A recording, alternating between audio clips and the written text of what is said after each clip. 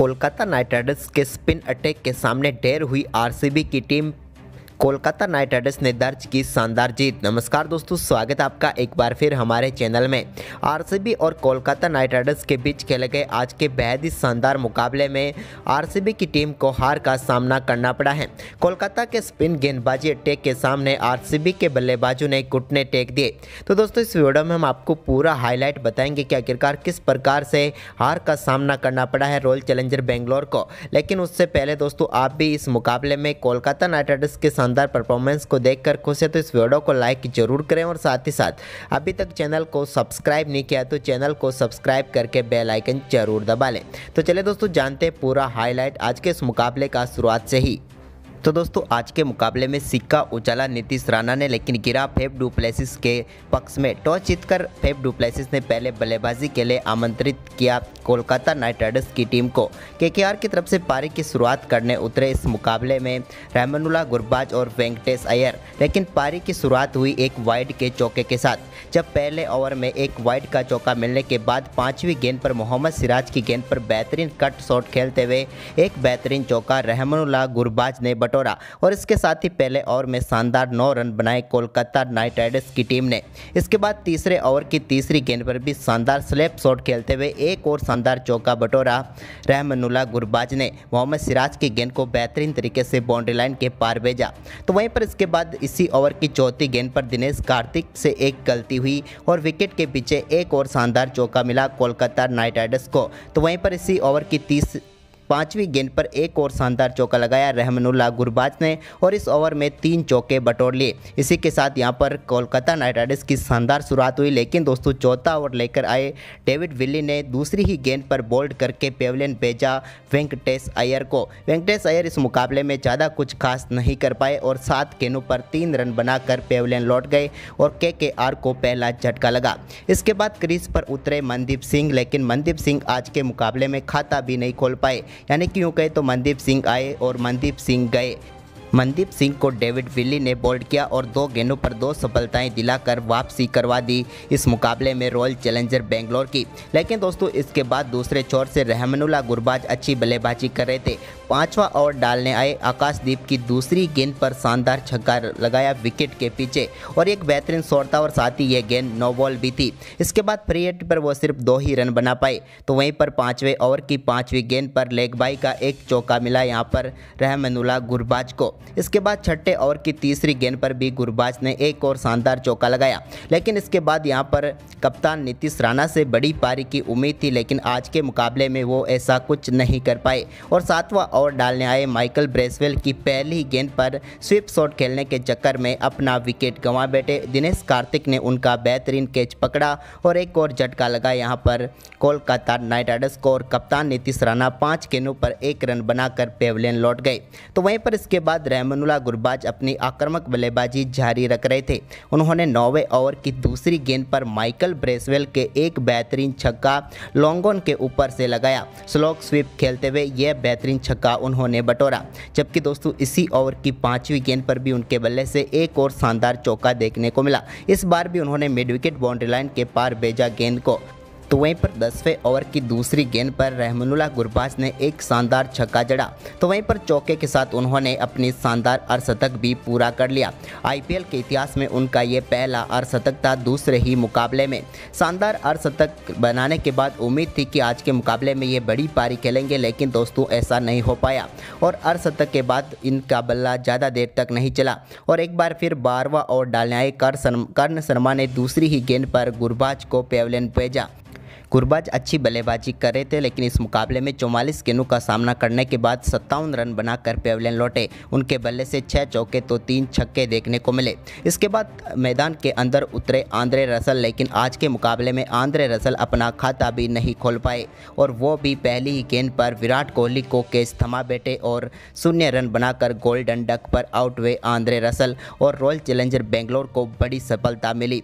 लेकिन इसके बाद क्रीज पर उतरे शार्दुल ठाकुर ने इस पूरे मुकाबले को ही पलट कर रख दिया। 12वें ओवर की चौथी गेंद पर शानदार चौके के साथ अपनी पारी का आगाज किया शार्दुल ठाकुर ने। तो वहीं पर इसके बाद 13वें ओवर की पहली गेंद पर उन्होंने आकाशदीप की गेंद को बाउंड्री लाइन के पार भेजा, फाइन लेग की तरफ ये चौका बटोरा। इसके बाद इसी ओवर की अगली ही गेंद पर एक्स्ट्रा कवर की तरफ उन्होंने एक और शानदार शॉट खेलते हुए बैक टू बैक 2 चौके जड़े। इसके बाद आकाशदीप की आखिरी गेंद जो कि फ्री हिट थी उस पर बेहतरीन बल्लेबाजी करते हुए छक्का जड़कर शार्दुल ठाकुर ने अपनी आक्रामक बल्लेबाजी का अंदाज यहां पर जाहिर कर दिया। तो वहीं पर इसके बाद 14वें ओवर की आखिरी गेंद पर भी उन्होंने एक बेहतरीन चौका शार्दुल ठाकुर ने लगाया। इस बार डीप मिड विकेट की तरफ ये चौका भेजा। अब वो 12 गेंदों पर 30 रनों पर पहुंच चुके थे, लेकिन इसके बाद 15वां ओवर डालने आए माइकल ब्रेसवेल की चौथी गेंद पर शार्दुल ठाकुर ने मिड विकेट की तरफ से गेंद को स्टैंड्स में डिपॉजिट किया और यहाँ पर एक और शानदार छक्का बटोरा। यह छक्का भी शानदार था, जबकि इसकी अगली ही गेंद पर एक बार फिर मिड विकेट बाउंड्री लाइन के बाद एक और मैक्सिमम उन्होंने बटोरा और इस छक्के के साथ दोनों बल्लेबाजों के बीच शानदार पार्टनरशिप भी 50 रनों तक पहुंच गई थी और साथ ही शार्दुल ठाकुर भी अब आक्रामक बल्लेबाजी करते हुए 40 रनों के स्कोर तक पहुंच गए थे।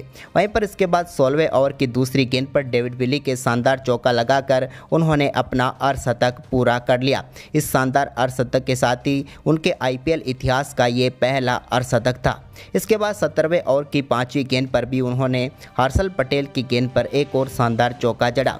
इसके बाद दोस्तों दोनों बल्लेबाजों ने शानदार परफॉर्मेंस जारी रखा था, लेकिन अब बारी थी रिंकू सिंह की। शार्दुल ठाकुर की धमाकेदार पारी के बाद रिंकू सिंह जो कि बॉल बाय बॉल रन बना रहे थे, लेकिन उन्होंने अपनी धमाकेदार पारी का आगाज़ किया 18वें ओवर की 5वीं गेंद से, जब उन्होंने 18वें ओवर की 5वीं गेंद पर मोहम्मद सिराज की गेंद को बेहतरीन तरीके से 6 रनों के लिए भेजा और ये गेंद भी नो बॉल थी, क्योंकि हाइट की ये नो बॉल थी जिस पर शानदार छक्का उन्होंने बटोरा था। हालांकि फ्री हिट पर वो ज़्यादा कुछ खास नहीं कर पाए थे, लेकिन उन्होंने 19वें ओवर की दूसरी गेंद पर शानदार चौका हर्षल पटेल की गेंद पर लगाया। तो इसके बाद तीसरी गेंद पर भी उनके बल्ले से एक और शानदार छक्का देखने को मिला।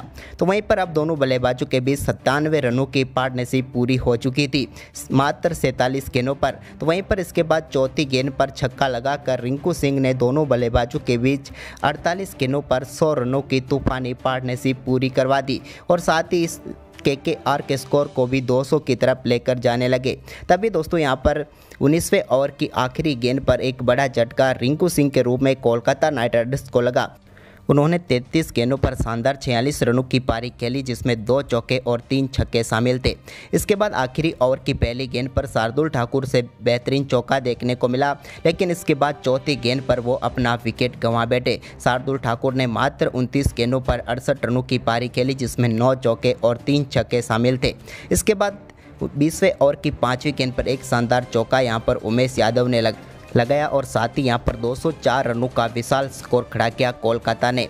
वहीं पर इस लक्ष्य का पीछा करने उतरी रॉयल चैलेंजर बेंगलोर की तरफ से पारी की शुरुआत करने उतरे विराट कोहली और फेफ डू प्लेसिस, लेकिन दोस्तों पारी की पहली गेंद पर उमेश यादव की गेंद को बेहतरीन तरीके से बाउंड्री लाइन के पार भेजकर विराट कोहली ने पारी का धमाकेदार आगाज किया। तो वहीं पर इसी ओवर के आखिरी गेंद पर विराट कोहली के बल्ले से एक और शानदार चौका देखने को मिला, जबकि दोस्तों तीसरे ओवर की 5वीं गेंद पर फेफ डू प्लेसिस ने अपना पहला चौका उमेश यादव की गेंद पर लगाया। इसके बाद चौथा ओवर डालने आए साउथ की पहली गेंद पर विराट कोहली ने शानदार चौका लगाया। तो वहीं पर इसके बाद इसी ओवर की तीसरी गेंद पर फेफ डू प्लेसिस के बल्ले से बेहतरीन छक्का देखने को मिला। उन्होंने स्ट्रेट डाउन ये काफ़ी शानदार शॉट खेला और छक्का बटोरा। तो वहीं पर इसकी अगली ही गेंद पर उन्होंने एक और शानदार चौका एक्स्ट्रा कवर बाउंड्री लाइन की तरफ से बटोरकर बेहतरीन तरीके से टीम को 2 गेंदों पर 10 रन दिला दिए। लेकिन दोस्तों इसी ओवर की 5वीं गेंद पर फेफ डू प्लेसिस के बल्ले से एक और शानदार छक्का मिड विकेट बाउंड्री लाइन की तरफ देखने को मिला, जहाँ पर इस गेंद को स्टैंड्स में डिपॉजिट किया प्लेसिस ने। लेकिन दोस्तों इसके बाद यहाँ पर 5वें ओवर की 5वीं गेंद पर पहला झटका लगा विराट कोहली के रूप में। विराट कोहली को सुनील नारायण ने बोल्ड करके पेविलियन भेजा। विराट कोहली अच्छी बल्लेबाजी कर रहे थे, लेकिन 18 गेंदों पर 21 रन बनाकर पेविलियन लौटे। तो वहीं पर इसके बाद छठे ओवर की दूसरी गेंद पर वरुण चक्रवर्ती ने भी बोल्ड करके पेविलियन भेजा फेफ डू प्लेसिस को। प्लेसिस भी अच्छी बल्लेबाजी कर रहे थे, लेकिन 12 गेंदों पर 23 रन बनाकर वो भी पेविलियन लौट गए। विराट कोहली और फेफ डू प्लेसिस लगभग एक ही तरीके से इस मुकाबले में बोल्ड होकर पेविलियन लौटे। तो वहीं पर इसके बाद ग्लेन मैक्सवेल से काफ़ी ज़्यादा उम्मीदें थी, लेकिन वो भी सिर्फ एक ही चौका लगा पाए और वरुण चक्रवर्ती ने उन्हें भी बोल्ड करके पेविलियन भेजा। ग्लेन मैक्सवेल ने 7 गेंदों पर 5 रनों की पारी खेली और अपनी खराब फॉर्म को अभी तक भी लेकर साथ चल रहे हैं। वहीं पर इसके बाद इस मुकाबले में हर्षल पटेल को प्रमोट किया गया, लेकिन वरुण चक्रवर्ती ने 8वें ओवर की चौथी गेंद पर उन्हें भी बोल्ड करके पेविलियन भेजा। हर्षल पटेल तो इस मुकाबले में अपना खाता भी नहीं खोल पाए और 2 गेंदों पर 0 रन बनाकर वरुण चक्रवर्ती का शिकार बने। इसके बाद दोस्तों यहां पर शाहबाज अहमद से भी एक बार फिर आरसीबी ने उम्मीदें जगाई होगी, लेकिन उन्होंने भी निराश किया और सुनील नारायण की गेंद पर रिवर्स स्वीप खेलने के चक्कर में वो भी अपना विकेट गंवा बैठे और 5 गेंदों पर 1 रन बनाकर चलते बने। इसके बाद माइकल ब्रेसवेल और दिनेश कार्तिक से टीम को उम्मीदें थी, तो यहाँ पर माइकल ब्रेसवेल ने एक बेहतरीन छक्का लगाया 11वें ओवर में सुयाज शर्मा की गेंद पर, लेकिन इसके बाद वो भी ज़्यादा देर तक नहीं टिक पाए। हालांकि इसी बीच दिनेश कार्तिक के बल्ले से भी एक बेहतरीन चौका देखने को मिला शार्दुल ठाकुर की गेंद पर, लेकिन शार्दुल ठाकुर ने इसी ओवर में वापसी करते हुए 12वें ओवर की तीसरी गेंद पर पेविलियन भेजा माइकल ब्रेसवेल को। माइकल ब्रेसवेल क्रीज पर टिके हुए थे, एक छोर संभाल रखे रहते, लेकिन वो भी अपनी बड़ा शॉट खेलने के चक्कर में विकेट गंवा बैठे। उनका कैच कप्तान नीतीश राणा ने पकड़ा और शार्दुल ठाकुर को पहली सफलता मिली इस मुकाबले की। उन्होंने 18 गेंदों पर 19 रन बनाए। तो वहीं पर इसके बाद दोस्तों नए बल्लेबाज अनुज रावत इम्पैक्ट प्लेयर के तौर पर क्रीज पर उतरे, लेकिन सुयाज शर्मा का IPL इतिहास का पहला विकेट का शिकार बने। वो भी 5 गेंदों पर सिर्फ 1 ही रन बना पाए और सुनील नारायण को कैच थमा बैठे और एक और झटका रॉयल चैलेंजर बेंगलोर की टीम को लगा। इसके बाद दोस्तों सुयाज शर्मा ने दिनेश कार्तिक को भी ज़्यादा देर तक क्रीज पर टिक कर नहीं रहने दिया और 13वें ओवर की 5वीं गेंद पर वरुण चक्रवर्ती के हाथों कैच कराकर दिनेश कार्तिक को भी पेविलियन भेज दिया। कार्तिक ने 8 गेंदों पर 9 रन बनाए और सुयाज शर्मा का एक और विकेट रहा इस मुकाबले में। इसके बाद दोस्तों डेविड विडली क्रीज पर उतरे, तो उनके साथ थे कर्ण शर्मा, लेकिन दोस्तों यहां पर एक और सफलता सुयाज शर्मा ने कर्ण शर्मा के रूप में दिलाई। कर्ण शर्मा इस मुकाबले में 3 गेंदों पर सिर्फ 1 ही रन बना पाए, लेकिन इसके बाद यहां पर आकाशदीप क्रीज पर उतरे, जिन्होंने कुछ अच्छे शॉट जरूर लगाए। उन्होंने सुयाज शर्मा की गेंद पर बेहतरीन चौका लगाया, तो वहीं पर इसके बाद उन्होंने सुनील नारायण की गेंद पर भी एक बेहतरीन चौका जड़ा और उसके बाद उन्होंने एक बार फिर 17वां ओवर डालने आए सुयाज शर्मा की गेंद पर शानदार छक्का लगाया, लेकिन इसके बाद वरुण चक्रवर्ती का वो भी शिकार बने और रॉयल चैलेंजर बेंगलोर की टीम 123 रनों पर ऑल आउट हो गई और यहां पर इस मुकाबले में उन्हें 81 रनों से हार का सामना करना पड़ा।